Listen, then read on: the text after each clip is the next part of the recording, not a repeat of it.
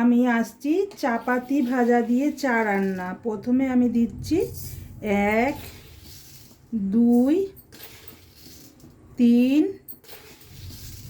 4 5 চামচ চিনি দিয়ে দিলাম।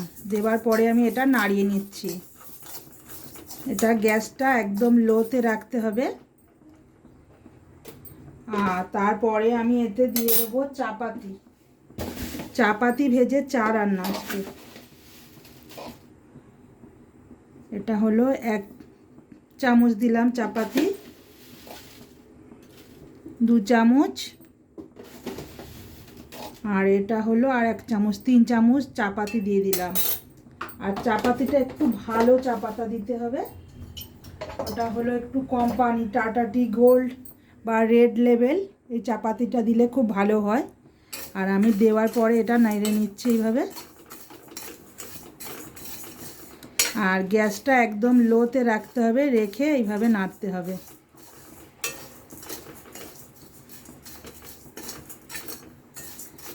এতে তলাতে লেগে না যায়, বারবার ধরে নাড়তে হবে এটা।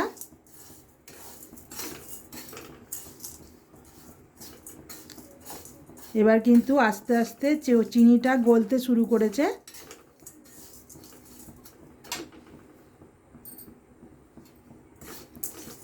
আমি এইভাবেই নেড়ে যাচ্ছি।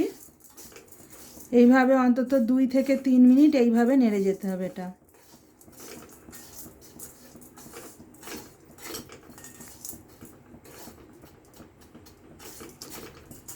আমি এইভাবে নাড়ছি বারবার ধরে।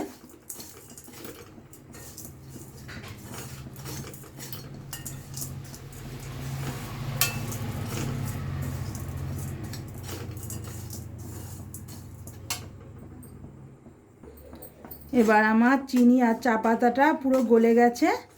আমি এইভাবে নাড়িয়ে নাড়িয়ে দেখো চিনিটা পুরো একদম গলে আঠা জাতীয় হয়ে গেছে। আর এরপরে আমি দিয়ে দিচ্ছি দুধ। এটা হলো দুধ দিচ্ছি আমি 1 2 3 4। যেহেতু আমি 5 চামচ চিনি দিয়েছি আর 5 চামচ আমি দুধ দিলাম। দেওয়ার পরে এবার আমি এটা এইভাবে নাড়িয়ে নিচ্ছি। এবার চা পাতাটা পুরো গলে গেছে। আমি এইভাবে আস্তে আস্তে করে নাড়াচ্ছি। আর এর মধ্যে দিয়ে দেবো যেটা হলো যে এলাচ, 2 পিস এলাচ, গোটা এলাচ। আমি এটা ফাটিয়ে দিয়ে দিচ্ছি 2 পিস এলাচ। দেওয়ার পরে আমি এটা আবার নাড়ছি। এটা কিন্তু বারবার ধরেই নাড়তে হবে।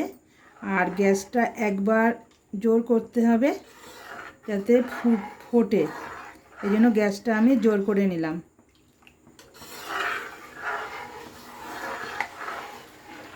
জোর করে নেওয়ার পরে আমি এইভাবে নাড়িয়ে চাড়িয়ে নিচ্ছি বারবার। এবার হলো এটা হলো 1 টুকরো আদা। আমি আদাটা থেতো করে নেব। এবার আমি দিয়ে দিচ্ছি আদাটা, যেটা থেতো করে রেখেছিলাম আদাটা আমি চায়ের মধ্যে দিয়ে দিলাম।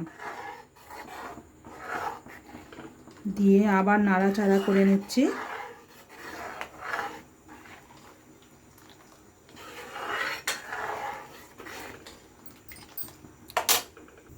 এবার চাটা এইভাবে বারবার ধরে নাড়িয়ে চাড়িয়ে ফোটাতে হবে। আমি এইভাবে নাড়িয়ে নিচ্ছি বারবার ধরে। আর চাটা কিন্তু দেখতেও ভালো লাগবে, খেতেও খুব টেস্টি হবে।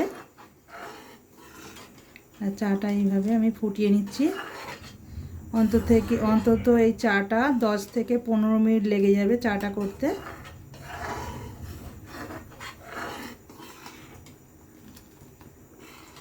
আর চায়ের কালারটাও খুব সুন্দর এসে গেছে।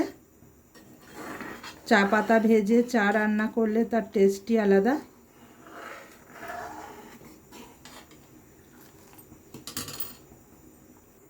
চাটা আমার ফুটতে ফুটতে পুরো রেডি হয়ে গেছে। আর চাটা কিন্তু খুব সুন্দর কালার একটা এসে গেছে।